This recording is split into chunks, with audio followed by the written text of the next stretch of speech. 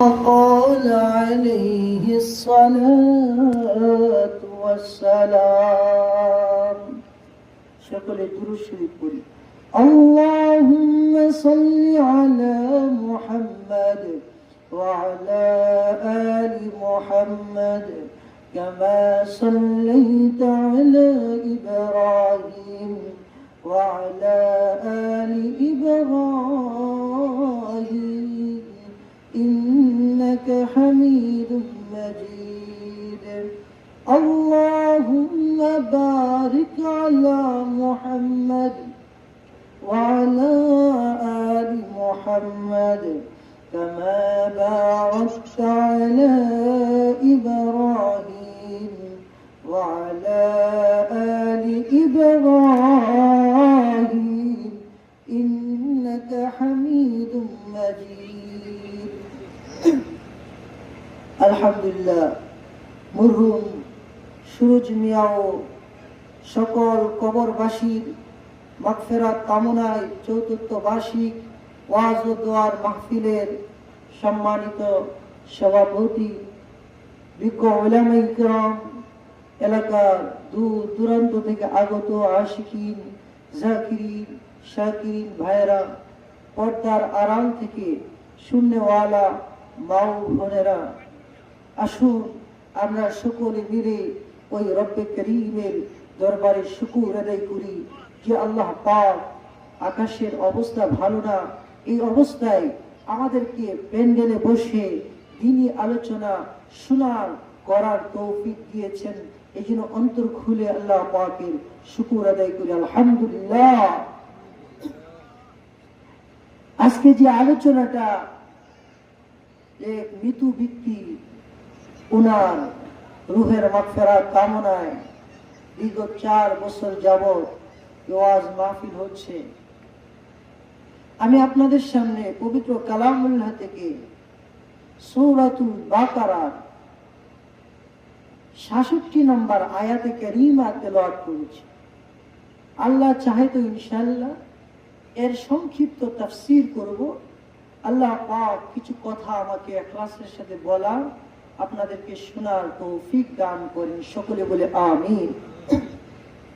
এই আয়াতের মধ্যে আল্লাহ পাক এরকম একটা আমল বলছেন যে আমলটা যেই জিনিসের জন্য দুনিয়ার সমস্ত মানুষ ঘুরে দৌড়ে মেহনত করে চেষ্টা করে পরিশ্রম করে শ্রম দেয়, তার জীবনকে সে বিসর্জন দিয়ে দেয় এই কাজের জন্য। এই কাজটার নাম হলো কি? ধনী হওয়া। এখানে আমরা যারা আছি সবাই ধনী হতে চাই কি চায় না? ধনী হতে সবাই চায়। এই সূরার মধ্যে আল্লাহ পাক ধনী হওয়ার একটা আমল বলছে, যে আমলটা করবা আল্লাহ তাআলা তোমাকে ধনী বানিয়ে দিবেন। সুবহানাল্লাহ। ধনী হওয়ার আমলটা বইলা আজকে শেষ করে দেব। কথাগুলো গুরুত্ব সহকারে শুনতে হবে যে আল্লাহ পাক কিভাবে ধনী হবে। ধনী হওয়ার একটা ঘটনা এই সূরার এই আয়াতের মধ্যে, আয়াতে কারীমার মধ্যে আল্লাহ পাক তেলাওয়াত করে আল্লাহ পাকের বান্দা বান্দীদেরকে শোনাচ্ছেন। ও আমার বান্দারা, ও আমার বান্দীরা, কিয়ামত পর্যন্ত আনেওয়ালা যত আমার বান্দা আছো বান্দি আছো, শুনো, দুনিয়াতে আখিরাতে উভয় জাহানে যদি ধনী হতে চাও, সূরা বাকারার এই 66 নম্বর আয়াতে কারীমার তাফসীর পড়ো। এখানে আমি আল্লাহ পাক একটা আমল উল্লেখ করলাম, এই আমলটা যদি তোমরা করো আমি আল্লাহ উভয় জাহানে তোমাকে ধনী বানায়া দেব। সুবহানাল্লাহ। পড়ে আমাদের সবারই তো মা বাবা আছে না নাই? মা বাবা আছে না? মা বাবা ছাড়া কি কেউ পৃথিবীতে আসতে পারবে? ওই মা বাবা একটা ঘটনা, সুন্দর একটা ঘটনা আল্লাহ তাআলা এই আয়াতের মধ্যে উল্লেখ করেছেন মা বাবার বিষয়ে। এখন তো সমাজে এরকম হয়েছে যে ছেলে বিয়া করছে তো শাশুড়িরে ক আম্মা জান, শ্বশুরে ক আব্বা জান, মারে ক বুড়ি, বাবারা ক বুড়া। আছে না নাই? মারে ক বুড়ি, বাবারে কবুরা, শাশুড়ির কম বাজান, শ্বশুরের কম বাজান, পাশের ঘরে বুড়ি মা পুরাটা বছর কাটায় একটা কমলা খাইতে পারে না, একটা আপেল খাইতে পারে না। হতভাগা ছেলে কপাল পুরা, সে আপেলের গাঠটি নিয়ে নিয়ে শ্বশুর বাড়িতে যায়, বিভিন্ন জায়গায় যায়, আর পাশের ঘরে বৈশা বুড়ি মা একটা আপেল খাইতে পারে না। এরকম আছে না নাই? মার জন্য কপালে একটা আপেল জুটে না, বাবার আদরের জন্য, বাবাকে স্নেহ করার জন্য বাবাকে একটু সাহায্য করে না। মা বুড়ি হইয়া ঘরের মধ্যে কাঁদে আর বলে, আল্লাহ রে, আমার সন্তানটাকে আমি লালন করলাম, পালন করলাম, এত বড় বানালাম, কিন্তু ওই সন্তান আমি মার পেটে লাথি মারে। এরকম জালেম আছে না নাই? আপনাদের এলাকায় নাই? এত সুন্দর করে লালন পালন করেছে মা, মা বড় বানায় দিছে, আর বিবাহ কইরা পরের দিন মারে মিলে গেছে। আছে না নাই? মার কথা শুনে না, বাবার কথা শুনে না, এখন বিবাহ কইরা বউরে লঙ্গে লঙ্গে ডঙ্গে ডঙ্গে ঘুরে মার কলিজায় আঘাত দেয়, বাবার কলিজায় আঘাত দেয়। আল্লাহ কোরআনের এই আয়াত মা বাবার জন্য। আমার মূল আলোচনা হলো আজকে মা বাবাকে নিয়ে। আল্লাহ কোরআনের আরেক আয়াত বলেন, ওয়াকাদা রাব্বুকা আল্লা তা'বুদু ইল্লা ইয়্যাহু ওয়া বিল ওয়ালিদাইনি ইহসানা। সুবহানাল্লাহ পড়ে আল্লাহ বলে, ওয়াকাদা রাব্বুকা আল্লা তা'বুদু, ও আমার বান্দা বান্দীরা শুনো, ওয়াকাদা রাব্বুকা আল্লা তা'বুদু ইল্লা ইয়্যাহু, আল্লাহর সাথে কাউকে শরীক করা যাবে না, আল্লাহর সাথে শরীক করা যাবে। আল্লাহ বলে, ওয়াকাদা রাব্বুকা আল্লা তা'বুদু, আমি আল্লাহর সাথে কাউকে শরীক করব না, আমি আল্লাহর সাথে কাউকে অংশীদার বানাইব না, আমি আল্লাহর সাথে কাউকে অংশীদার বানাইব না। ওয়াকাদা রাব্বুকা আল্লা তা'বুদু ইল্লা ইয়্যাহু ওয়া বিল ওয়ালিদাইনি ইহসানা। রব্বুল আলামিন বলেন, আমি আল্লাহর সাথে কাউকে অংশীদার বানাইব না। এরপরে তোমার সবচেয়ে বড় কাজ হলো তোমার বাবা মার সাথে ভালো ব্যবহার করা। সুবহানাল্লাহ বলেছেন কে? আল্লাহ তাআলা। সর্বপ্রথম তোমার কাজ হলো, আমি আল্লাহ পাকের সাথে কাউকে শরীক করব না, আমি আল্লাহ পাকের সাথে কোনো পীরকে শরীক করা যাবে না, আমি আল্লাহ পাকের সাথে কোনো আলেমকে শরীক করা যাবে না, আমি আল্লাহ পাকের সাথে সন্তানকে শরীক করা যাবে না। রিজিকের মালিক কে? হায়াতের মালিক কে? সন্তান দেওয়ার মালিক খাজা বাবা। হ্যাঁ, খাজা বাবার দরবারে গিয়ে করবেন, সন্তানরা কেউ ফিরে না খালি হাতে, হাজারে তোর দরবারে। আছে না নাই? সন্তান দেওয়ার মালিক কে? খাজা বাবা কে? আল্লাহ। আল্লাহ এগুলোর মালিক। আল্লাহর সাথে কাউকে শরীক করবো না। আল্লাহ বলে, ও আমার বান্দারা, আমি আল্লাহ তাআলার সাথে কাউকে শরীক করব না। সন্তান কারো কাছে চাইবা না, কেউ সন্তান দিতে পারবে না। রিজিক কারো কাছে চাইবা না, কেউ রিজিক দিতে পারবে না। বৃষ্টি কারো কাছে চাইবা না, কেউ বৃষ্টি দিতে পারবে না। যত কিছু আছে চাওয়ার চাইবা কার কাছে? আল্লাহ তাআলার কাছে। আল্লাহ বলে, বান্দা, তোমার প্রথম কাজ হলো আমি আল্লাহর সাথে কাউকে শরীক করবা না। 2 নাম্বার কাজ হলো মা বাবার সাথে ভালো ব্যবহার করবা। সুবহানাল্লাহ। 2 নাম্বার কাজ কি? মা বাবার সাথে ভালো ব্যবহার করবা। মা বাবার সাথে কেন ভালো ব্যবহার করবা? সরকার দু আলম মুহাম্মদ রাসূলুল্লাহ, সবাই বলি সাল্লাল্লাহু আলাইহি ওয়াসাল্লাম। আল্লাহ রাসূল বলেন, আল জান্নাতু তাহতা আকদামিল উম্মাহাত। ও দুনিয়ার মানুষেরা শুনো, মার সাথে কেন ভালো ব্যবহার করবা, বাবার সাথে কেন ভালো ব্যবহার করবা? কারণ আমার আল্লাহ জান্নাতটাকে মায়েদের পায়ের নিচে রেখে দিয়েছে। সুবহানাল্লাহ। জান্নাতকে আল্লাহ তাআলা কার পায়ের নিচে রাখছেন? মার পায়ের নিচে জান্নাত রেখেছেন। ও সন্তান, তুমি জান্নাত চাও, তোমার মাকে রাজি করো, খুশি করো, আল্লাহ পাক তোমাকে জান্নাতের মালিক বানিয়ে দিবেন। সুবহানাল্লাহ। এরপর আরেক হাদিসে আল্লাহ রাসূল বলেন, বিরু রাজা রাব্বি রাজাল ওয়ালিদাইন। আল্লাহ রাসূল বলেন বাবার সন্তুষ্টির মধ্যে আল্লাহ সন্তুষ্ট। সুবহানাল্লাহ বলে। সন্তানের প্রতি বাবা রাজি, আল্লাহ রাজি। বাবা নারাজ, আল্লাহ নারাজ। আল্লাহ কোরআনে বলতেছেন, ও সন্তানেরা বাবা মার সাথে কি করবা? ভালো ব্যবহার করবা। ইহসানা, কেমন ইহসান করবা? ইম্মা লিয়াবলুগান্না ইনদাকাল কিবার, শুনো তাদের মধ্যে একজন যদি বৃদ্ধ হয়ে যায়, আও আহাদুহুমা আও কিলাহুমা ফালা তাকুল লাহুমা উফ, তাদের মধ্য থেকে একজন বৃদ্ধ হয়ে গেল, বাবা বৃদ্ধ হয়ে গেল, মা একটু জোয়ান আছে, অথবা মা বৃদ্ধ হয়ে গেল, বাবা একটু জোয়ান আছে, তাদেরকে এরকম শব্দ বলবে না যে তোমার মা আহ বলবে, তোমার বাবা আহ বলবে। সুবহানাল্লাহ।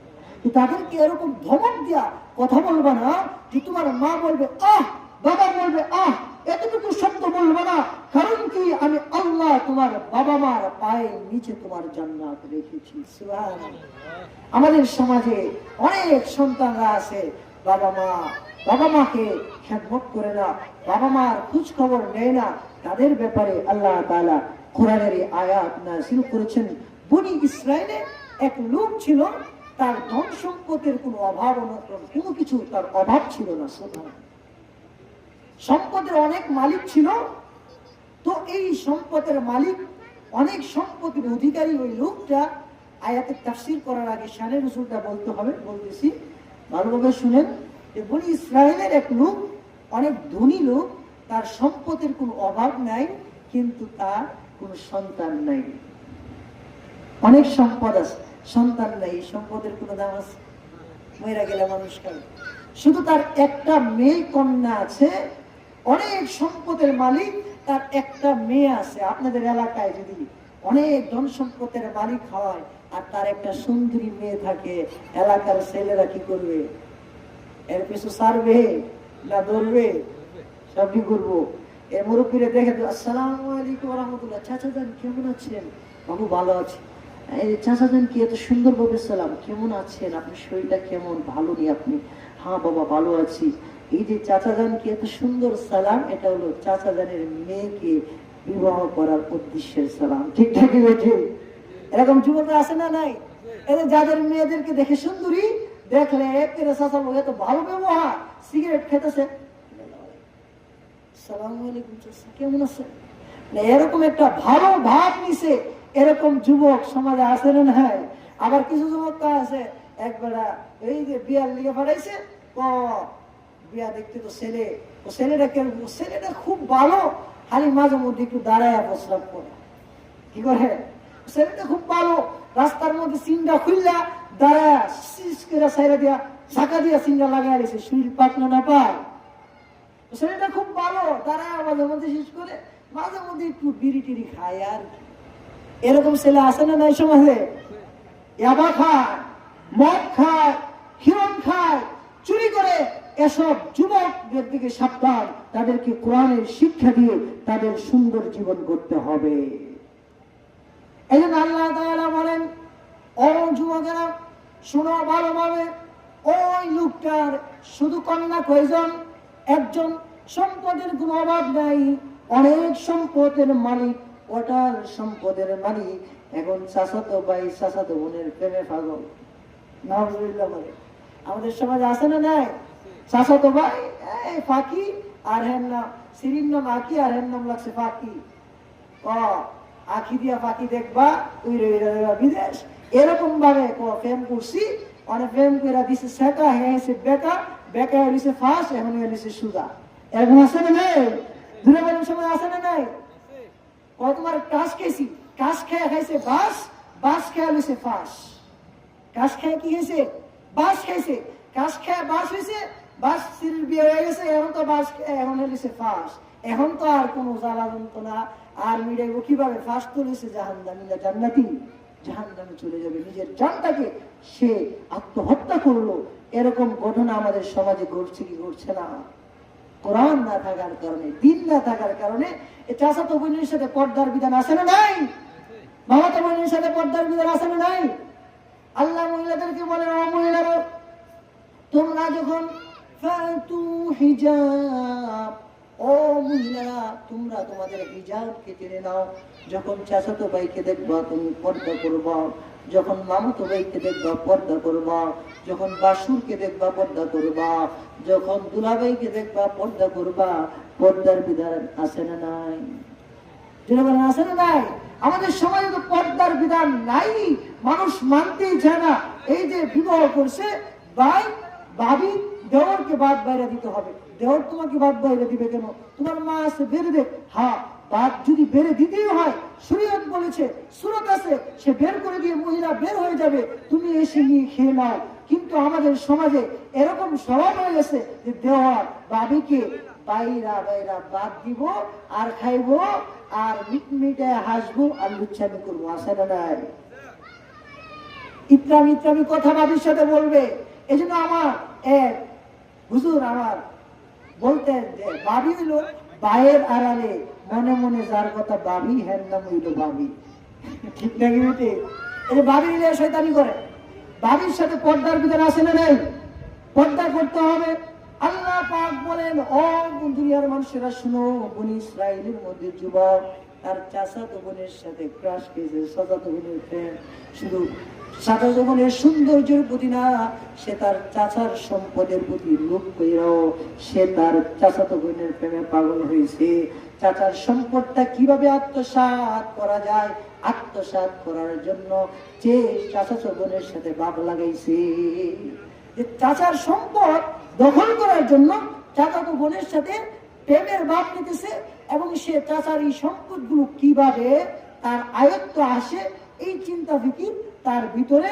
চিন্তা ফিকির কইরা দেখে চাচা এখন মরে না, হ্যাঁ তো মদ খাইতে হইব, হ্যাঁ শরীর গরম হয়ে গেছে, চাচাকে মারার সিদ্ধান্ত নিল। নাউজুবিল্লাহ। সে চাচাকে মারার সিদ্ধান্ত নিল যে আমার চাচাকে আমি হত্যা করে ফেলবো। এরকম সিদ্ধান্ত সে উপনীত হলো যে চাচা মরে না মরে না, এখন সে কি করছে? জালেম চাচাকে হত্যা করছে। নাউজুবিল্লাহ। চাচাকে হত্যা কইরা চাচাকে অন্য এলাকার মধ্যে তার চাচার লাশ ফালায়া ওই এলাকার লোকদেরকে বলতেছে যে তোমরা আমার চাচাকে হত্যা করছো, তোমরা তার কেসাস দিবা, তোমাদেরকে হত্যা করা হবে, না হয় তোমাদের সাথে যুদ্ধ হবে। নাউজুবিল্লাহ। হত্যা করছে কে? সে নিজে। নিজে কইরা দোষ দিতেছে কাদেরকে? যে এলাকায় লাশ আছে ওই এলাকার লোকদেরকে দোষ দিতেছে যে তোমরা আমার চাচাকে হত্যা করছো। এখান দিয়া চাচাতো বোনের মাথা হাতে গেছে, বোন তুই কান্দিস না, আমি তো আছি, তোর বাবা মরছে রিকা কি হয়েছে, আমি তো আছি। হত্যা করে আবার চাচাতো বোনের কি দিতেছে? সান্ত্বনা দিতেছে, আমি তো আছি, তুমি চিন্তা করো না, পেরেশানি হো না, আমি তো আছি। এই যে শান্তি দিতেছে। তো ওই এলাকায়, যে এলাকায় লাশটা রেখে আসছে, ওই এলাকার লোকেরা পয়গম্বর মুসা আলাইহিস সালামের কাছে নালিশ নিয়ে আসছে। সুবহানাল্লাহ। পয়গম্বর মুসা আলাইহিস সালামকে এসে বলল, মুসা পয়গম্বর শোনেন, আমরা এই লোককে হত্যা করি নাই, কে জানি হত্যা করেছে, আর তারা আমাদেরকে দোষ দিতেছে, এর বিচার আপনি করেন। মুসা আলাইহিস সালাম বললেন, ঠিক আছে, আমি আল্লাহ তাআলার কাছে যাই। মুসা আলাইহিস সালাম দূর পাহাড়ে আল্লাহর সাথে কথা বলতেন, আল্লাহকে ডাকতে বলেন, আল্লাহ এর ফয়সালা করে দেন। আল্লাহ বলল, মুসা রে, এর ফয়সালা আমি করে দেব, যাও একটা গাবি জব করো, একটা বলদ জব করো, জব করে বলদের অংশটা, যে কোনো একটা অংশ ওই লোকটার মুখে লাগায় দাও, সাথে সাথে আমি আল্লাহ তাকে জীবিত করে দেব। সুবহানাল্লাহ বলেন না? গাবি জব করো, গাবি জব করে তার একটা অঙ্গ, জিহ্বা বা লেজ, তার মুখে লাগায় দাও, তাহলে আমি ওই লোককে জীবিত করে দেব। ওই লোক জীবিত হয়ে বলবে তার হত্যাকারীকে, আবার সে মারা যাবে। সুবহানাল্লাহ বলতেন না? হায়াতের মালিক কে? আল্লাহ। আল্লাহ তাআলা এই কথাই সূরা বাকারা মানে বলদ, এই সূরা বলদের সূরা মানে গাভীর সূরা। এই ঘটনাটার জন্য আল্লাহ তাআলা সূরাতুল বাকারা নাযিল করছে। আল্লাহ তাআলা আমাদের পয়গম্বরকে বলতেছেন, ওয়া ইন ক্বালা মূসা লিকওমিহি ইন্নাল্লাহা ইয়া'মুরুকুম আন তাযবাহু বাকারা। মুহাম্মদ সাল্লাল্লাহু আলাইহি সাল্লাম ওই সময়ের কথা স্মরণ করুন। ইন ক্বালা মূসা লিকওমিহি, যখন মূসা আলাইহিস সালাম তার জাতিকে বলল, ইন্নাল্লাহা ইয়া'মুরুকুম আন তাযবাহু বাকারা, যে আল্লাহ তাআলা তোমাদেরকে গাভী জব করার হুকুম দিয়েছেন। قالوا أتتخذنا هزوا বনি ইসরাইলের লোকরা বলল, আপনি কি আমাদের সাথে ঠাট্টা করতেছেন নাকি? গাভীর সাথে আর এই হত্যার সাথে কোনো যোগাযোগ আছে? কই হত্যা করছে আর কই গাভী? তো বলতেছে গাভী জমা করলে তো এটা কোনো লাভ নাই, তাকে হত্যা করছে। আপনি কি আমাদের সাথে ঠাট্টা করতেছেন? আপনি কি আমাদের সাথে মশকরা করতেছেন? মুসা আলাইহিস সালাম قال أعوذ بالله أن أكون من الجاهلين পয়গম্বর মুসা বললেন, আল্লাহ, আমি জাহিলদের দিকে, মূর্খদের দিকে তোমার কাছে আশ্রয় চাই। তুমি বলেছ গাভী জবাই দেওয়ার জন্য। আমি তাদেরকে বললাম, তারা বললো আমি নাকি তাদের সাথে ঠাট্টা করি। আল্লাহ গো, এই জালেম মূর্খদের দিকে তোমার কাছে আশ্রয় চাই। সুবহানাল্লাহ। এই যে মুসা আলাইহিস সালাম এই বাকারা গাভী জবাই করতে বললেন, আর ওই দিক দিয়া এক আল্লাহ ওয়ালা আল্লাহ ঘটনা ঘটাইবেন, বিশাল বড় বুজুর্গ আল্লাহ ওয়ালা, সে বিদ্যা হয়ে যায়। বিদ্যা হওয়ার পরে তার একটা গাভী ছিল, ওই গাভীটাকে সে জঙ্গলের মধ্যে রেখে যায়। জঙ্গলের মধ্যে রাখার সময় সে বলে, আল্লাহ, এই গাভীটাকে আমি তোমার কাছে আমাদের রেখে গেলাম, আমার একটা ছেলে সন্তান আছে, এই ছেলে সন্তানটা যখন বড় হবে, এই গাভীটাকে আল্লাহ তুমি আমার সন্তানের কাছে ফিরে দিও। সুবহানাল্লাহ বলে। বাবা গাভী জঙ্গলে ছেড়ে রাখছে, বাবা মারা গেছে, গাভী এখানটা বড় হইতেছে, আর এখানটা গাভীর কাজ কে লাগাইতেছেন? আল্লাহ। সুবহানাল্লাহ বলেন না? এবং মুসা আলাইহিস সালাম বললেন, ও আমার জাতিরা শুনো, যদি তোমরা এই মৃত্যু ব্যক্তির তদন্ত করতে চাও, তাহলে তোমাদের গাভী জবাই করতে হবে। গাভী জবাই করা ছাড়া মৃত্যু ব্যক্তির তদন্ত করা যাবে না। এখন দেখেন তারা বনি ইসরাঈল বলতেছে, ক্বালু দু'উ লানা রাব্বাকা ইউবাইয়্যিন লানা মা হিয়া। এই বনি ইসরাঈল এত পেছাইনা লোক ছিল, আল্লাহ বলছে যে একটা গাভী জবাই করো, যে কোনো একটা গাভী জবাই করলেই চলতো। এরা আবার মুসা আলাইহিস সালামের কাছে আসছে, কারণ হত্যা করছে কেডা? এরাই তো জানে, মানে পেছায় কোন রকম আটকানো যা, কারণ মুসা পয়গম্বর, তারা জানে মুসা আলাইহিস সালাম আল্লাহর পয়গম্বর। এখন হত্যাকারী বের হয়ে যাবে, যদি বের হয়ে যায় তাহলে চাচাতো ভাই ফেসে যাবে। তারা বলতেছে, قالوا ادع لنا ربك يبين لنا ما هي। ও পয়গম্বর, আপনি আপনার রবের কাছে প্রার্থনা করুন, আপনি আপনার রবের কাছে দোয়া করুন, আপনার রব যেন আমাদেরকে জানায় দেয় এই গাভীর কি কি গুণ আছে। আল্লাহ বলে, ক্বালা ইন্নাহু ইয়াকুলু ইন্নাহা বাকারাতুন লা ফারিদুন ওয়ালা বিক। সুবহানাল্লাহ বলে। আল্লাহ বলতেছে, পয়গম্বর, আমি তাদেরকে বাকারা গাভী জবাই করতে বলেছিলাম, তারা যে কোনো গাভী জবাই করলে চলতো। এখন তারা কঠিন বানাইছে, তাদেরকে বলো গাভীটা হলুদ রঙের হবে, আর একটু বেশি হলুদ রঙের হবে। আওয়ানুম বাইনা ক্বালা ক্বালু দু'উ লানা ইউবাইয়িন লানা মা হি। قال إنه يقول إنها بقرة ولا فارد ولا بك عوان بين ذلك। আল্লাহ তাআলা এই কথা বলার পরে তারা বলে, ও পয়গম্বর মুসা, বুঝলাম গাভী জবাই করুন। এখন আল্লাহর কোন গাভীটা বেড়া হইব না বিড়ি হইব? নাউযুবিল্লাহ। গাভী এটা বেড়া হইব না বিড়ি হইব? গুরুজা জবাই করুন, বেড়া হইব না বিড়ি হইব? এটা দেখে শ্বাস করছে কিনা, এটা কি খায়, গাছ খায় না ভুসি খায়, এটা কি খায়, সব আল্লাহর কোন বিস্তারিত বলতে। এখন আল্লাহ বলতেছে, ও পয়গম্বর আপনি বলেন, ইন্নাহু ইয়াকুলু ইন্নাহা বাকারাতুন লা ফারিদুন ওয়ালা বিক। যেটা এরকম একটা গাভী হবে, যেটা একেবারে ছোট না, একেবারে বৃদ্ধ না, বরং মধ্যম পর্যায়ের হবে, জন হবে। আওয়ানুম বাইনা যালিক, বরং এর মধ্যম পর্যায়ে হবে। এটা একেবারে বৃদ্ধ হবে না, একেবারে জন, একেবারে একেবারে ছোট হবে না, বরং এর মধ্য হবে। এরপরে আল্লাহ যখন এটা বললেন, এখন এরা আল্লাহ এটা বলছে, তাহলে আল্লাহরে বলেন যে এটার রংটা কি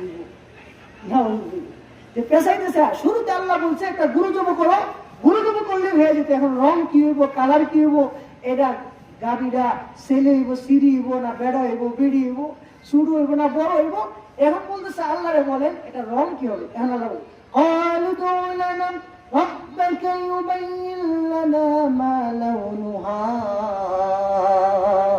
ও পয়গম্বর মুসা আপনি আল্লাহকে বলেন তার কি রং হবে। মুসা আলাইহিস সালাম আল্লাহকে বলে আল্লাহ গো আমার জাতিকে বললাম তোরা একটা গাভী কুরবানি দে, তারা বলল গাভী বা ছেলে হবে না মেয়ে হবে, এটা খেত চাষ করছে কিনা, তার বয়স কত হবে এটা আপনি বললেন। এখন তারা বলতেছে গাভীর রংটা কি হবে। আল্লাহ বলে মুসা তারা যখন কঠিন করতে চায় তাহলে তাদেরকে বলো গাভীর রং হবে ইন্নাহু ইয়াকুলু ইন্নাহা বাকারাতুন সাফরা। বলো এই গাভীর রংটা হবে হলুদ রং, ফাকিউন লাহু ওয়া তাসুন নাযিম, এরকম একটা রং হবে যে রংটা দেখলে মানুষের আকর্ষণ লাগে। সুবহানাল্লাহ বলে এরকম একটা রং হলুদ রঙের হবে, এটা দেখলেই মানুষের আকর্ষণ লাগবে। আল্লাহ এই বর্ণনা করলেন। এখন তারা বলেছে ক্বালু দু'ু লানা রাব্বাকা ইউবাইয়িন লানা মা হিয়া। ও পয়গম্বর এখন বনি ইসরাইলরা আবার পয়গম্বরকে ডাকতে বলে পয়গম্বর আল্লাহ তো গাভীকে তো বছরের হবে, বৃদ্ধা হবে না জওয়ান হবে বলে দিলেন, তার রংটাও বলে দিলেন। এখন আল্লাহকে বলেন এই গাভী আমরা কোথায় পাবো, এটা তো আমাদের ব্যাপারে সন্দেহ হয়ে যাইতেছে। ইন্নাল বাকারাতা শাবাহা আলাইনা, নিশ্চয়ই গাভীর ব্যাপারে আমরা সংশয় সন্দেহের মধ্যে আছি। ওয়া ইন্না ইনশাআল্লাহু লামুহতাদুন, আল্লাহ যদি চায় আমরা গাভী জবাই করব। এই গুণগুলো বললো। আর ওই দিকটা মনে আসেনি নেককার বাবা একটা গাভী কই রেখে গেছিল জঙ্গলে। নেককার বাবা তার সন্তানের নামে ছোট বাচ্চা, এই বাচ্চার নামে একটা গাভী আল্লাহর কাছে আমানতে কোথায় রেখে আসছিল জঙ্গলে। ওই গাভীটা বড় হচ্ছে। এখন আল্লাহ এই গুণগুলো বললেন, এই গুণের গাভী আর খুঁজে পায় না। সুবহানাল্লাহ বলতেন না। এদিকটা ওই নেককার বাবা মারা গেছে। ওই ছেলে যখন প্রাপ্ত বয়স্ক হলো, বালেক হলো, তার মা তার সন্তানকে ডাকতে বলল সন্তান তোমার বাবা তোমার জন্য একটা গাভী অমুক জঙ্গলে রেখে গিয়েছিল, যাও ওই জঙ্গলে গিয়ে বলবা আমি অমুকের সন্তান অমুক, আমার আব্বা যে জঙ্গলে গাভীটা রেখে গেছিল আল্লাহর রাস্তায় এসে পড়ো। ওই গাভীকে যখন তুমি ডাক দিবা ওই গাভী তোমার ডাকে সাড়া দিয়া তোমার সামনে চলে আসবে। সুবহানাল্লাহ বলেন না। আশ্চর্য ঘটনা আল্লাহ কোরআনে বলতেছেন। এখন ওই ছেলে জঙ্গলে গেল, গাভীকে ডাক দিল অমুক ফুলান ইবনে ফুলান আমি অমুকের সন্তান, ও জঙ্গল তোমার ভিতরে একটা গাভী আমার বাবা রেখে গেছিল, তুমি বের হয়ে আসো। এই কথা বলার সাথে সাথে গাভীটা দৌড়ায় আইসা হলুদ রঙের সুন্দর একটা গাভী ওই ছেলের সামনে আইসা দাঁড়ায় গেছে। সুবহানাল্লাহ। এখন এই ছেলে গাভীটাকে নিয়ে টাইনা আসেন। আল্লাহ পাকের কি কুদরত! আল্লাহ তাআলা দুনিয়াবাসীকে বুঝাইতে চাইতেছেন, ও পৃথিবীবাসীরা শুনে রাখো মা বাবার কি কদর আমি সূরা বাকারাতে তোমাদেরকে জানিয়ে দিলাম। যারা দুনিয়া হইতে চাও মারে পাইছো দুনিয়াতে, বাবারে পাইছো, মা বাবার খেদমত যদি করো দুনিয়া বানাবেন কে? জুড়ে বলেন কে? আল্লাহ। এই যে শুনো আমি আল্লাহ তোমাদের সামনে ঘটনাকে ইবরাত হিসাবে তোমাদের শিক্ষা হিসাবে পেশ করতেছি। ওই ছেলেটা গুরু নিয়ে আটে, গুরু আল্লাহকে ডাক বলে আল্লাহ রে আমার জবানটা খুলে দাও। সুবহানাল্লাহ বলেন।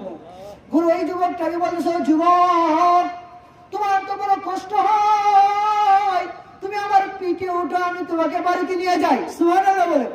যুবক বলে না না না আমার মার আদেশ নাই আমি উঠবো না। সুবহানাল্লাহ। মা আদেশ দেয় নাই, সে গুরুর পিঠে উঠে না। গুরু বলে ও যুবক তুমি আমার কথা শুনি না যদি পিঠে উঠে যাইতা তুমি ধ্বংস হয়ে যাইতা।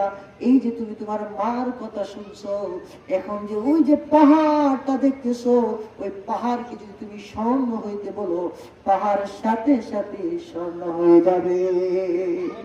সুবহানাল্লাহ বলেন না। সুবহান। এই যে মা বাবার খেদমত মা বাবার দোয়া মিলে আল্লাহ তাআলা দুনিয়াতে ধনী বানাইবেন, আখিরাতে ধনী বানাইবেন। এই জন্য সূরা বাকারা একটা সূরাই নাযিল করেছেন আল্লাহ কোরআনে। সুবহানাল্লাহ। ওই ছেলে বাড়িতে গেল, বড় হয়ে গেল, আর ওই দিকটা মনে আসেনি এরার কি দরকার? গুরু দরকার। গুরু খুঁজে পুরা এলাকা শ্বাস করে নাই, হাল চাষ করে নাই, ক্ষেত ছুঁই নাই, তারে গাছ খাওয়া খাওয়া বড় হয়েছে, ফুল খাওয়া খাওয়া বড় হয়েছে। এরকম গুরু আর খুঁজা পায় না। পুরা এলাকা গুরু খুঁজে, গুরু খুঁজে আর পায় না। এখন বিপদে পড়ছে, কি পড়ছে না? প্রথম তো আল্লাহ সহজ করছিল, যে কোনো একটা গুরু যদি কুরবানি দিত তাহলে হয়ে যাইত। এখন যে তারা প্রথমে তা বিদ্যা হবে না জন এটা জানছে, পরে এটার কালার কি হবে এটা জানছে, পরে এটা কি খাওয়া বড় হয়েছে এটা জানছে। এখন বিপদে পড়ছে না, কঠিন কঠিন হইল না সহজ হইল? কঠিন হইল। এখন তো এই গুরু খুঁজা পানা। এখন কি হবে? পয়গম্বর মুসার কাছে আসছে তারা, পয়গম্বর মুসা আমরা তো এরকম গুরু খুঁজা পাই না। পয়গম্বর বলে মুসা, পয়গম্বর বলে গুরু পাও না। ঠিক আছে, আল্লাহ বলছে যেহেতু তাইলে তো গুরু আছেই, আছে না নাই? আল্লাহ যেহেতু বলছে গুরু তো আছেই। পয়গম্বর মুসা বলে আল্লাহর সাথে কথা বইলা লই।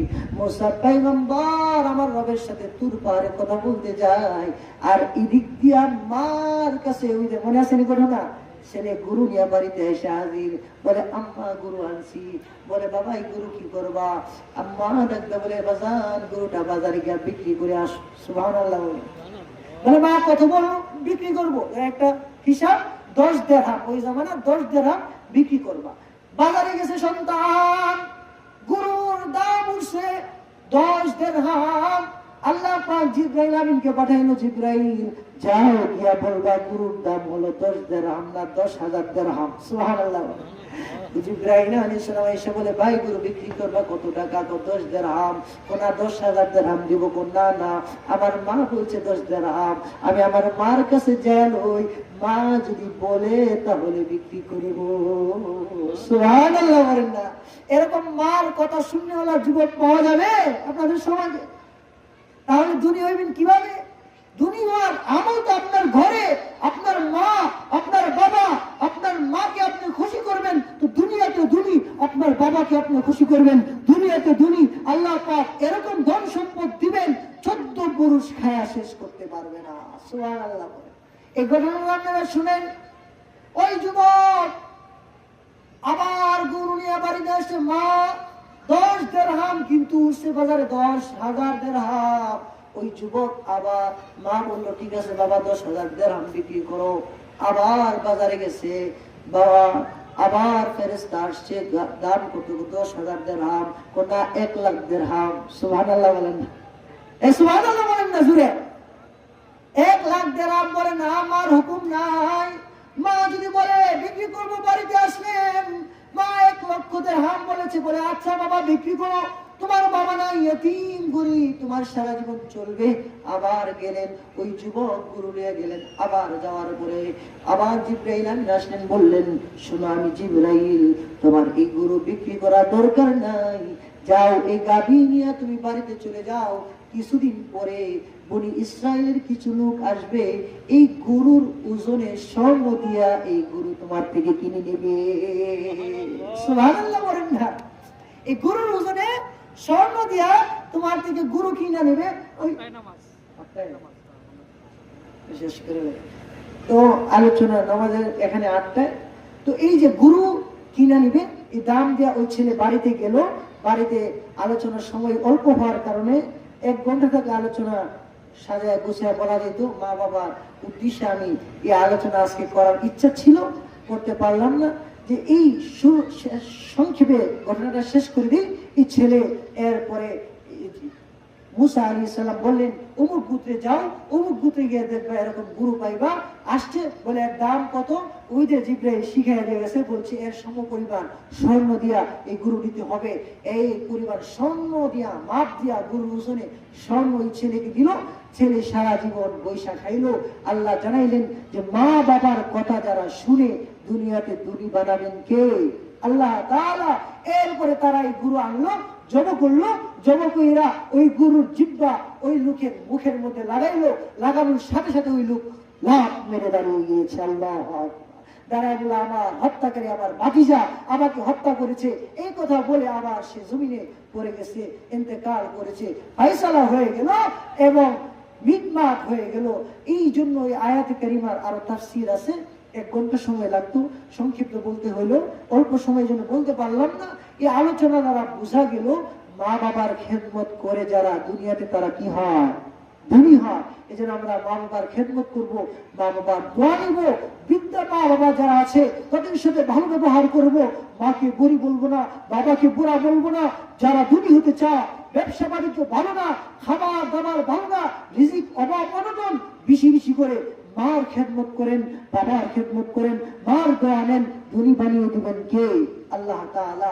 এই জন্য মা বাবার খেদমত আল্লাহ পাক আমাদেরকে করার তৌফিক দান করুক। ওয়া আখির দাওয়ানা আলহামদুলিল্লাহি রাব্বিল আলামিন।